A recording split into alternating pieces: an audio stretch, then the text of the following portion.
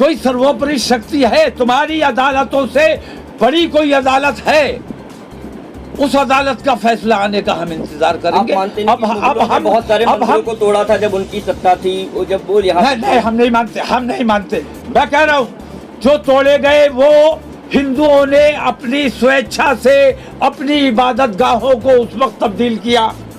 तो मथुरा में फिर जो मस्जिद बनी है, मथुरा में जो मस्जिद बनी है, तो ले लो। आप वापस देने को राजी हैं? मैं तैयार हूँ, तुम ले लो। तो क्या वाराणसी जाके तुमने जैसे बाबरी मस्जिद अपील करेंगे, बनारस जाके लोगों से अपील करेंगे कि मस्जिद मैं अपील कर रहा हूँ तमाम मुसलमानों से, तमाम हिंदुस्तान के मुसलमानों से मैं अपील कर रहा हूँ। और ये मेरी आवाज़ मथुरा नहीं जा रही है, दुनिया में जा रही है। और आपको लगता है कि ये आवाज़ बरेली तक रह जाएगी?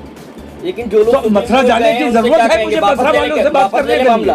जो लोग सुप्रीम कोर्ट गए ज्ञान वापी को लेकर, उनसे क्या कहेंगे?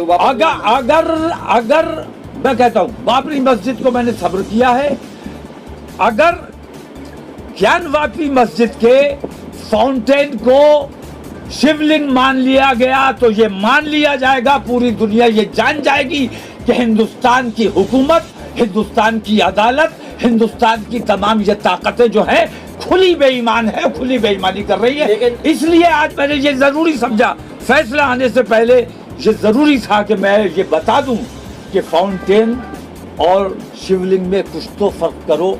हिंदूवादियों से, खासतौर से अपने हिंदू भाइयों से। अरे भाई तुम्हारी ताकत है यार, जहाँ जो चाहो रख दो, जहाँ जो चाहो रख दो। बाबरी मस्जिद में मूर्तियां रखी गई, ताले तोड़े गए, ताले खुलवाए गए, ताले लगाए। फैसला आज भी कुछ नहीं आने वाला है।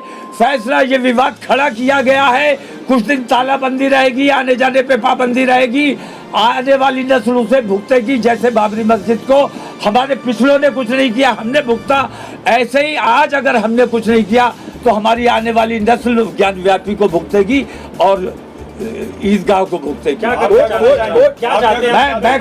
कह रहा हूँ आपकी हुकूमत है, आपकी ताकत है, आपकी अदालत है, आप जो चाहे कर ले। मैं कुछ नहीं करना चाहता, मैं कुछ नहीं कहना चाहता। महाभारत करेंगे अब? मैं तमाम लोगों से, आपने कहा था अरे ये तो हिंदू समाज को मैंने दिखाने के लिए कहा है कि धृतराष्ट्र की हुकूमत में ईमानदारी का कोई काम हो ही नहीं सकता जब तक धृतराष्ट्र बैठा है। हिंदू समाज का काम है धृतराष्ट्र को हटाओ, अपने देश के हालात। आपने कहा था दिल्ली में प्रदर्शन करेंगे, आपने कहा था दिल्ली में आप प्रदर्शन करेंगे, दुनिया भर से करोड़ों लोग पहुंचेंगे, क्या आप वो प्रदर्शन? हाँ, नहीं, हमारी मीटिंग हुई दिल्ली में और उस मीटिंग में अभी हमारी फिर 21-22 में फिर मीटिंग है और उसमें ये फैसला किया जाएगा कि ये देशव्यापी आंदोलन इत्तेफाक राय से होना चाहिए। मैं सिर्फ बरेली से नहीं, इसे पूरे मुल्क में चलाना चाहता हूँ और इंशाल्लाह 22 के बाद हमारा ये फैसला होगा कि इसको किस तरह चलाना है और किस डेट से चलाना है। आपने कहा था ईद के बाद यहाँ पर? हाँ, ईद के बाद हमारी मीटिंग हुई, बातचीत हुई। आपने कहा कि आपने बाबरी मस्जिद पर सब 9 सिखिए वकील को बाबरी मस्जिद का वो फैसला दे दो। अगर वो ये ना कह दे कि ये फैसला गलत है और इतना अंधा कानून, इतने अंधे लोग, इतने अंधे शासन और प्रशासन जो फाउंटेन और शिवलिंग में फर्क नहीं कर पा रहा है और उस झूठी बात के ऊपर वहां पाबंदी लगाता है, इलाके को सील करवाता है। इससे बड़ा अन्याय क्या हो सकता है? फाउंटेन उसकी बात नहीं कर रहा, राम मंदिर जो इस समय बनना है, सब पूरे मुल्क के बहुत अच्छी बात है, बनना चाहिए, बनाओ। आपने सब्र किया, बनाओ।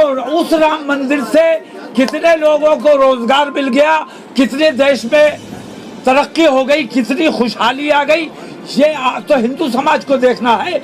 मंदिर बनाओ, अपनी आस्था को तक़वियत पहुंचाओ, लेकिन देश का काम कुछ कर लो। अंधे और बहरे जब तक बने रहोगे, जब तक गूंगे बने रहोगे, मैं कहता हूँ इतने बुरा हाल है, नरेंद्र मोदी आज तक जबान क्यों नहीं खोली इन तमाम मामलात पे? इसका मतलब ये, मैं बार बार कहता हूँ कि धृतराष्ट्र की भूमिका से उन्हें बाहर आना चाहिए। धृतराष्ट्र नरेंद्र मोदी है, जो देश का राजा है। उस वक्त जो देश का राजा था उसने बेईमानी की थी, जिससे महाभारत से गुजरना पड़ा देश को। आज धृतराष्ट्र बेईमानी कर रहा है, खामोश बैठा हुआ है, देश का नुकसान होने वाला है, देश का नुकसान हो रहा है। प्रमोद कृष्णन तो कांग्रेस के नेता है। मैं सिर्फ दो ऐसे, एक हिंदू वो जो मुसलमान होने के बावजूद मुसलमान नहीं था, जिसने खतना नहीं कराई थी।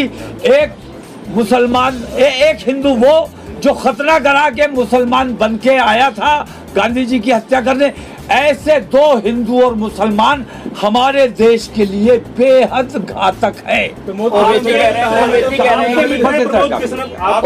रहे हैं गंभीर परिणाम भुगतने होंगे अगर फिर से अगर ज्ञान वापी मामले में भी ऐसा किया गया जैसा बाबरी में किया गया। तो आप क्या कर रहे हैं? मैं ये कह रहा हूँ, गंभीर परिणाम से मेरी मुराद ये है कि पूरी दुनिया में खराब मैसेज जा रहा है। तुम्हारी आस्थाओं का मजाक उड़ रहा है, हिंदुत्व का मजाक उड़ा रहे हैं लोग। हिंदुत्व के ऊपर किस किस्म का मजहब है? ये जो फाउंटेन और शिवलिंग में फर्क नहीं कर सकते, ये कैसा मजाक हो रहा है? भाई जो लोग ये कार्बन डेटिंग कराएंगे, जो लोग ये कह रहे हैं कि ये शिवलिंग है, उनसे बड़ा अंधा। और उनकी बात सुन के कोर्ट ने उस इलाके को सील किया। का फोटो लीजिए और उस हौज में भी शिवलिंग मौजूद है, पत्थर का ही है। नौमहला मस्जिद में भी हौज मौजूद है और वो भी पत्थर का है और उसमें भी शिवलिंग मौजूद है। तो इस किस्म की जो बेईमानियां की जा रही हैं, इसके पीछे असल मकसद क्या है? मुझे लगता है कि हुकूमत दिवालिया हो चुकी है, नेपाल जैसे हालात बन चुके हैं। इस तरफ तवज्जो ना जाए, इस वजह से इस किस्म के मामलात में हिंदू और मुसलमानों को उलझाया जा रहा है। और अगर हिंदुओं में बेदारी नहीं आई, मैं अपने हिंदू भाइयों से अपील करता हूं कि इस मामले में आपको तवज्जो देनी चाहिए। आप लोगों को इसमें खामोश रहकर आप उस बेईमानी का समर्थन कर रहे हैं जो बेईमानी आज देश का धृतराष्ट्र कर रहा है। उस बेईमानी को उजागर करना, उस बेईमानी के खिलाफ लड़ाई लड़ना, अगर आप में इंसानियत है तो इंसानियत की बात करना अब आपकी जिम्मेदारी है।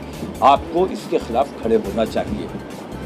रहा सवाल इस बात का कि आरएसएस की बड़ी गहरी साजिशें होती हैं।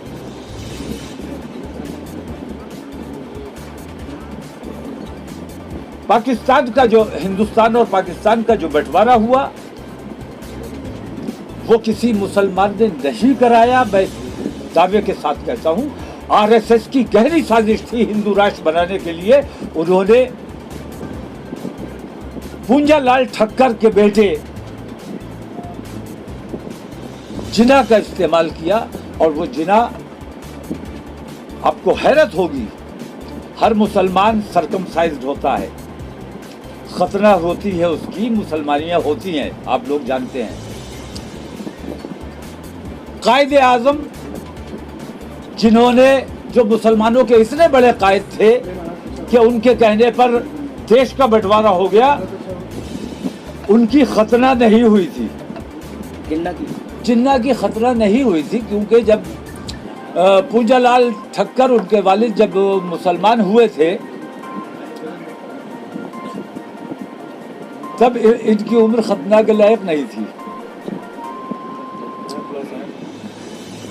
तो आरएसएस ने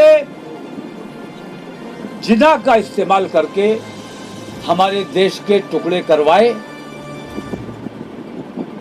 मुसलमानों का उसमें कहीं कोई कसूर नहीं है और मुसलमानों पर आज भी पाकिस्तान का नाम लेकर